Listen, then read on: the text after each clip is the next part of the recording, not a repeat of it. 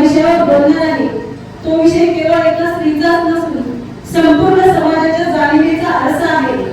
कारण समाज किती पुढे गेला आहे हे त्याच्या इमारतीवरून नाही, तर त्या समाजातील स्त्रिया किती सन्मानाने आणि सुरक्षित जगत आहेत यावर ठरते. म्हणूनच आजच्या स्त्री पुढील आव्हाने हा विषय केवळ भाषणाचा नसून आत्मपरीक्षणाचा विषय आहे. आज मी आपणा सर्व इतिहास, वर्तमान आणि भविष्य यांचा धडा जुळत काही विचार आपल्या समोर मांडणार आहे. प्राचीन काळातील भारतीय स्त्री ही अबला नव्हती, तर ती विदुषी होती, विचारवंत होती आणि समाजाला योग्य दिशा देणारी शक्ती होती. आपण आज ज्या स्वरूपात ज्या देवीची पूजा करतो त्या शक्ती स्वरूपात स्त्रीलाच मानले गेले आहे. याचा अर्थ असा होतो की स्त्रीचा सन्मान करणे हे आपल्या संस्कृतीच्या मुळातच होतं. पण काळ बदलला आणि स्त्रीच्या आयुष्यावर अंधार दाटू लागला.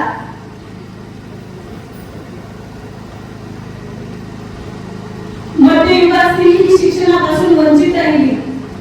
निर्णयाचा अधिकार तिच्याकडून हिरावून घेतला गेला. बालविवाह, सतीप्रथा, विधवांचे हाल यामुळे स्त्रीचे जीवन वेदनांनी भरले गेले आणि ती जन्माला आली म्हणून तिला दोष दिला जाऊ लागला. मात्र काळोखानंतर पहाटी येतेच हे इतिहासाने पुन्हा एकदा सिद्ध केले. महात्मा फुले आणि सावित्रीबाई फुले यांनी स्त्री शिक्षणाचा दीप पेटवला आणि समाजाच्या विरोधात उभे राहून मुलींना शिक्षण दिलं. डॉक्टर बाबासाहेब आंबेडकरांनी स्त्रीला कायदेशीर हक्क दिले. आजची स्त्री ही अशा अनेक सुधारणांमुळे स्त्रीला माणूस म्हणून ओळख मिळू लागली. आजची स्त्री ही शिक्षित आहे. आजची स्त्री ही शिक्षित आहे, आत्मविश्वासाने स्वतःच्या पायावर उभी आहे. ती डॉक्टर आहे, नर्स आहे, इंजिनियर आहे. पुरुषांच्या बरोबरीने ती काम करते, निर्णय घेते आणि जबाबदारी पार पाडते. घर आणि परिवार यांचा समतोल ती समर्थपणे साधते. मात्र या सगळ्या यशामागेही तिचे संघर्ष संपलेले नाही. तिच्या वेळेवर, वागण्यावर, कपड्यांवर वेळोवेळी प्रश्न उपस्थित झाले. पण गुन्हेगारीच्या मानसिकतेवर किती जण प्रश्न विचारतात? आजच्या स्त्री पुढील सर्वात मोठे आव्हान म्हणजे स्त्री महिलांवरील वाढते अत्याचार, बलात्कार, छेडछाड, कौटुंबिक हिंसेच्या बातम्या वर्तमानपत्रांमध्ये बघायला मिळतात.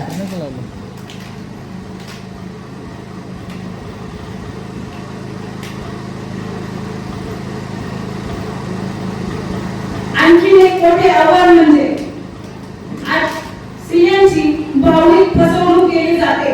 प्रेम, लग्न किंवा मदतीच्या नावाखाली स्त्रियांचे धर्म परिवर्तन केले जाते. अशिक्षा, एकटेपणा आणि भीती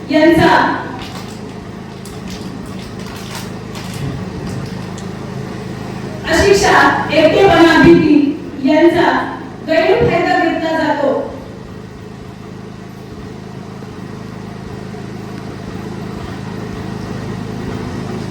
ही समस्या एका स्त्रीची नसून संपूर्ण समाजाची जबाबदारी आहे.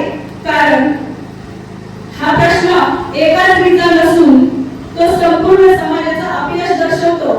कारण सुरक्षितता देणं ही समाजाची जबाबदारी आहे.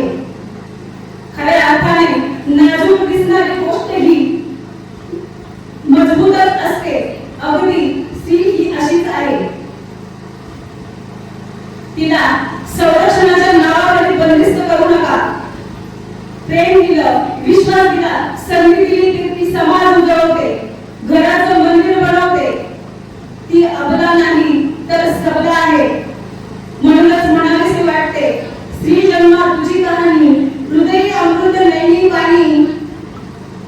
जाता जाता एवढेच सांगेन, स्त्रीच्या प्रगतीशिवाय राष्ट्राची प्रगती नाही. आणि स्त्री सुरक्षित तरच कुटुंब सुरक्षित, आणि कुटुंब सुरक्षित असेल तरच समाज सक्षम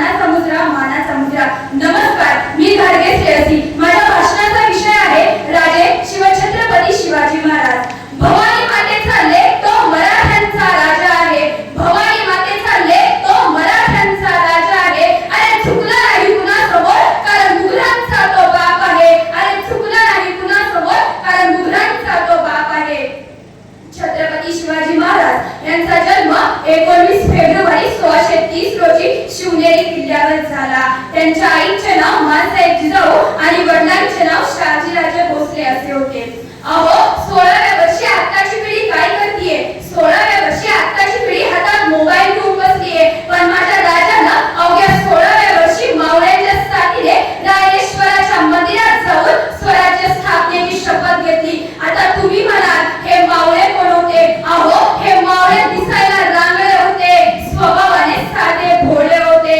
पाठीवर ढाल आणि कमरेला तलवार आणि सर्वात महत्त्वाचं म्हणजे हे मावळे जीवाला जीव देणारे होते. असे हे मर्द मावळे होते. शिवरायांनी स्वराज्यात भेदभाव हा कधी केला नाही. गोरगरिबांना सन्मान होता, प्रत्येक स्त्रीला आदर होता आणि शेतकऱ्यांना मान होता आणि प्रत्येक मराठी माणसाला छत्र